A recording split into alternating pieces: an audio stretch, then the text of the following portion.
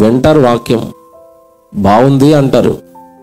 ఆ వాక్యాన్ని నెరవేర్చవలసిన టైం వచ్చేసరికి ఈ లోక సంబంధమైన దాంట్లోనూ చిక్కుకుపోయి వాక్యానికి అన్యాయం చేస్తారు. ఆ టైంలో వాళ్ళ హృదయంలో వాక్యం ఉండదు.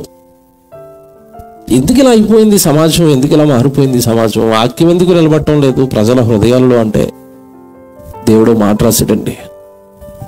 దేవుడు ప్రజల పరిస్థితిని గమనించి బైబిల్లో మాట రాశాడు. భక్తిహీనులు ఎలా బ్రతుకుదురు? భక్తిహీనులు అంటే ఎవరు? దేవుణ్ణి నమ్మునోడా నమ్మనోడా? మీరు డైరెక్ట్గా అడుగుతారు, బాప్తిసం తీసుకున్నోడా? భక్తిహీనుడు అంటే బాప్తిస్మము తీసుకున్నవాడా తీసుకోననివాడా?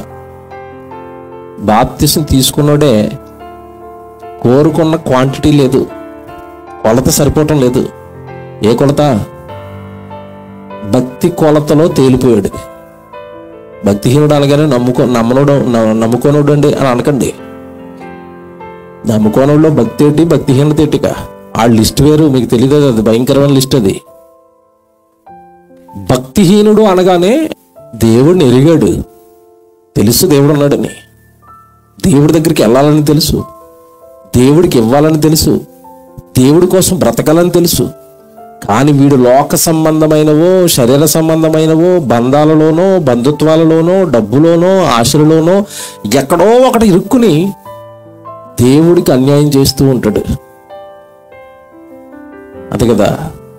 ప్రార్థన చేసుకోకపోయినా బాగున్నారు, బాప్తిసం తీసుకోకపోయినా బాగున్నారు, దేవుడు పని చేయకపోయినా బాగున్నారు, క్షేమంగా ఉన్నారు. నీ మనసు ఏమనిపిస్తుంది? అప్పుడు నీ మనసు ఏమనిపిస్తుంది? ఎంత భక్తి చేస్తున్నాం, మాకు కలిగిందేంటి? అంతే కదా?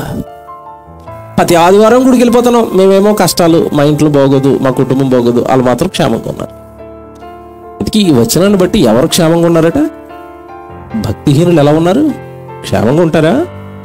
క్షేమంగా ఉంటారు, కానీ స్థిరంగా క్షేమంగా ఉండరు. ఆ క్షేమం కొద్ది కాలం, ఆ బాగు కొద్ది కాలం.